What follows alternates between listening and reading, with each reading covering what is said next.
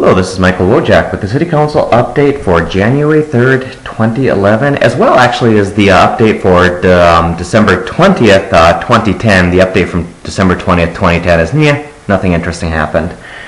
So on to today's meeting. Really two things I'm going to talk about: the adoption of the Downtown Master Plan and the vacation request for the Boys and Girls Club. I do want to point out that as a new year we have some new boards, and I am no longer serving on the Olmsted County HRA board, and I am now serving on the Board of Equalization. I didn't know that change was coming, actually. I just found out about it at the meeting. And apparently I am chairing the Board of Equalization, so I better figure out pretty quickly what the Board of Equalization does, right? No, actually I know what it does, but so that's the only change. I'm still on the Energy Commission and the Environmental Commission, and oh no, wait, actually check that. Mark Bilderbeck's on the Environmental Commission. I guess I don't have that one either.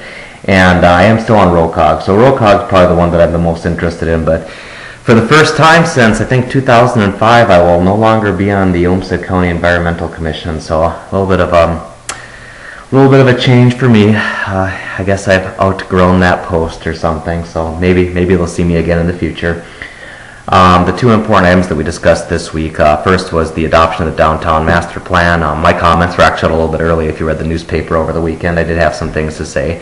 I remain critical of the fact that neighborhood involvement has been almost non-existent with the planning. I mean, they were invited to public meetings and allowed to make comments, while other people but never had a seat at the table. And there's some discussion as to whether or not they're even going to be able to attend these steering committee meetings or have a seat at the table. What kind of transparency is going to be there?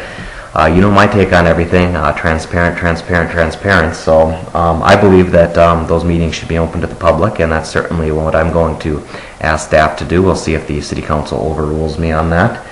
I'm also concerned about the fact that city staff pretty much blew off the historic preservation component to this some time ago, and I don't know if we're supposed to be talking about it coming up, but we'll see if that actually happens or not.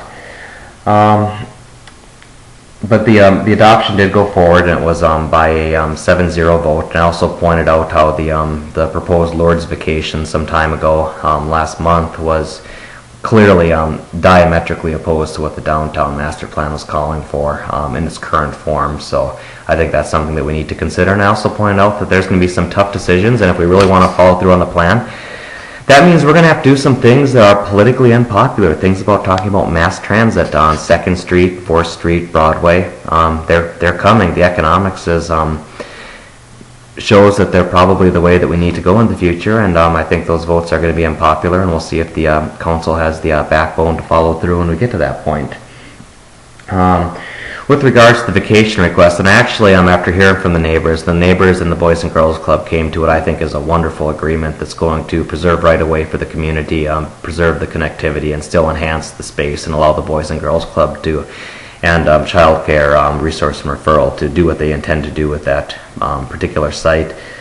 It's how things should work. The neighborhood and the landowners get together and figure out how to make this best for both parties. And part of it, because I knew that I had the question twice before the meeting I was coming up, is I wanted to specify very clearly the difference between the Lord's vacation request a month ago and this vacation request, and there were actually a number of reasons why they were very different.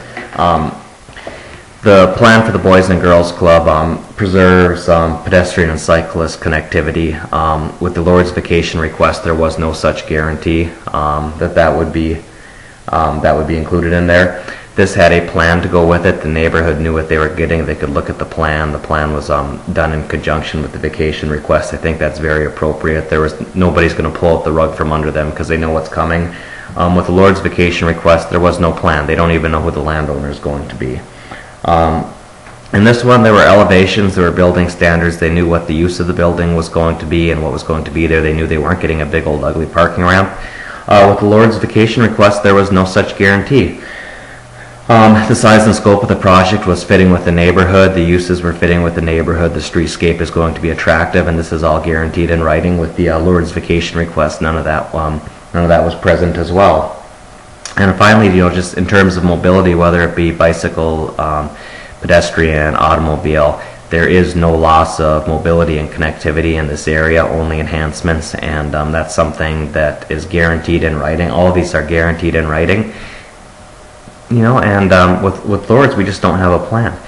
So, one of my messages there is, if Lourdes wants to come back with his vacation request, I think we're very open to hearing it, but my God, come back with some a special district zoning or something. Put some stuff in writing so the neighborhood knows they're going to be protected.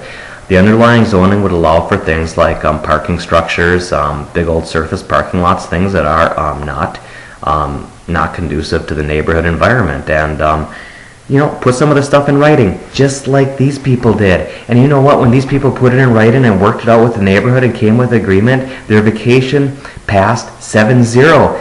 And Lourdes, if you do the same thing, you're probably going to have a similar response.